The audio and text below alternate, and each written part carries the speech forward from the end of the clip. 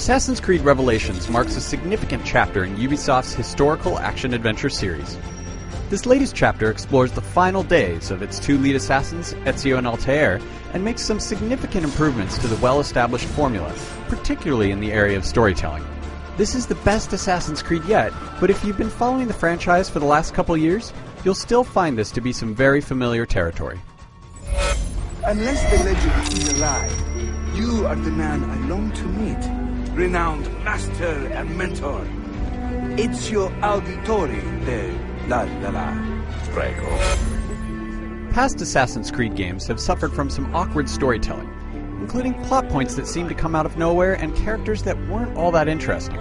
Revelations doesn't suffer from those problems.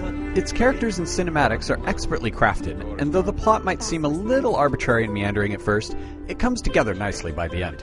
All told, Revelations does a great job concluding Ezio and Altair's story. Revelations features more characters than ever, as it not only details Ezio's quest to find out more about the Assassin Order, but also key moments in Altair's life, which ultimately begin to relate to Ezio's search. Add in local turmoil in Constantinople, a love interest, and, of course, a modern-era segment featuring the perpetually ignored Desmond, and you have a very, very full plate of ideas. For the most part, it works. Desmond gets the short stick again. His moments are completely optional. Frankly, Desmond's plight has never been as interesting as the struggles of his ancestors, so the ability to ignore him completely is useful. Graphically and musically, Revelations is great. Some significant upgrades have been made to the game's visuals, and the layout and structure of Constantinople is easily the best we've seen in the Assassin's franchise so far. The game's soundtrack is often subdued, yet very much engrossing, and when it kicks into high gear, it's fantastic.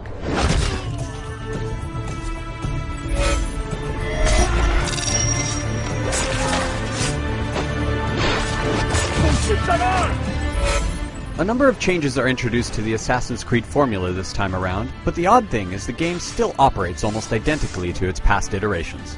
You can craft and use a wide variety of bombs, operate an enhanced sense called Eagle Vision, and even acquire an upgraded version of the Hidden Blade called the Hook Blade. All of these additions are fine, and there's no doubt ziplining around Constantinople is incredibly fun, but you're still largely going to fight guards the same way you always have, countering their attacks and then chaining one kill into many. This similarity is both good and bad. If you love the combat mechanics of past Assassin's games, you'll still love them now. If you didn't, you're not going to notice a huge difference. While Ezio and Altair segments are fairly straightforward in terms of gameplay, Desmond's are, well, different. Switching to a first-person perspective, Desmond's fractured mind relives his memories as players navigate Tron-esque worlds using glowing blocks. The thing is, these segments, which are absolutely optional, can prove to be a nice break from all the running, climbing, and stabbing you're doing with the assassins. Some are going to absolutely hate this wildly divergent style of play, but you know what? It's actually kind of cool if you give it a chance.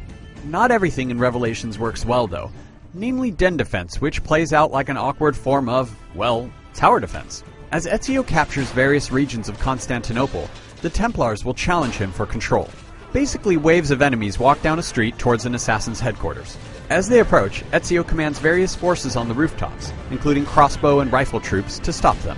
The problem is, the mode feels entirely unnecessary and controls in a very clunky manner. If the game's developers want to keep this in any form in future games, they really need to go back to the drawing board. Revelations multiplayer is getting a facelift, supplementing the existing strong experience with new modes and even a storyline that unfolds as you level up. The variety of the experience is impressive, with concepts like Deathmatch and Wanted creating a slower, tenser atmosphere, and then modes like Steal the Artifact often becoming an all-out sprint during the entire match. It's well worth a look.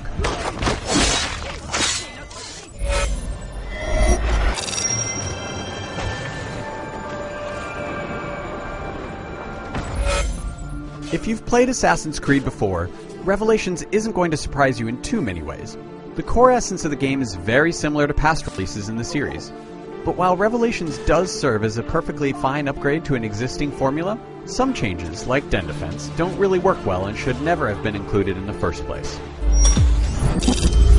All in all, the strong core gameplay combined with a great story and fantastic characters are enough to make this a worthy entry in Ubisoft's powerful franchise. For more on Assassin's Creed, head over to IGN.com.